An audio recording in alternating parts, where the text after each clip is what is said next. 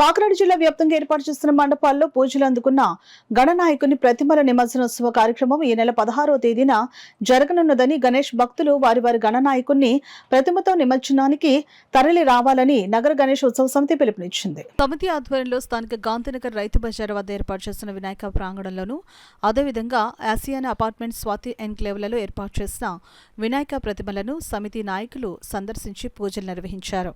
ఈ కార్యక్రమంలో 41వ డివిజన్ మాజీ కార్పొరేటర్ గోడి సత్యవతి, బీజేపీ సీనియర్ నాయకుడు అరిపిరాల శ్రీనివాస్, దిలీప్ కుమార్ సదనాని, మాజీ కార్పొరేటర్ బొక్క వెంకటరమణ, గోడి వెంకట్, గుర్రాల రవికాంత్, తాతోలు నాగభూషణం, జనసేన నాయకుడు వాసిరెడ్డి సత్యకుమార్ తదితరులు పాల్గొన్నారు.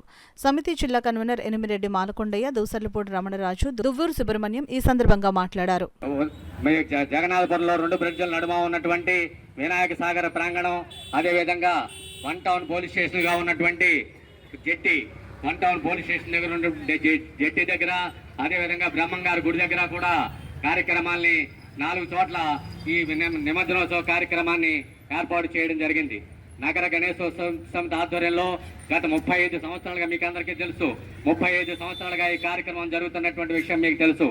గత 4-3 సంవత్సరాల నుంచి కూడా వినాయక సాగర్గా పిలువబడుతున్నటువంటి ప్రాంతంలో కరోనా కారణంగా చిన్న ఇబ్బందులు ఏర్పడినప్పటికీ కూడా స్థానిక ప్రజాప్రతినిధులు, అదేవిధంగా అధికారులు, ముఖ్యంగా కలెక్టర్ గారు, జాయింట్ కలెక్టర్ గారు, ఎస్పీ గారు, అదేవిధంగా ఆర్టీఓ గారు, డిఎస్పీ గారుల సహకారంతో ఈ కార్యక్రమాన్ని తిరిగి వినాయక సాగర్లో పునరుద్ధరించడం జరిగింది.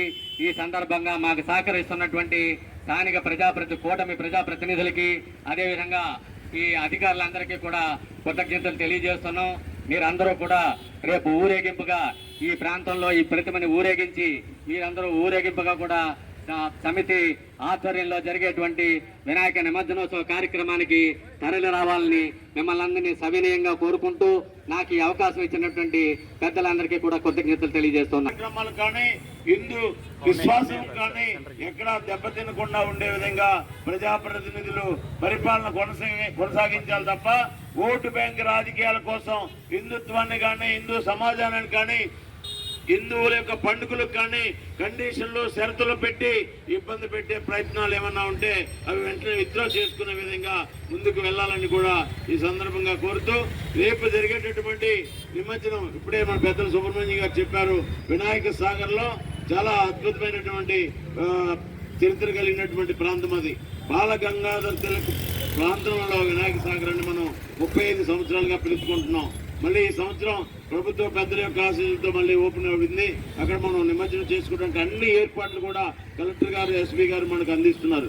కాబట్టి వారందరికీ ధన్యవాదాలు తెలియజేసుకుంటూ మన యొక్క ఊరేగింపులు ఏవైతే ఉన్నాయో, మన యొక్క వినాయక పందిర్లు ఏవైతే ఉన్నాయో భక్తిభావంతో కూడినటువంటి ఊరేగింపులుగా వస్తూ మన ఐక్యతను చాటుకోవాలి, మన యొక్క ఆలోచనని అందరికీ తెలియజేయాలి.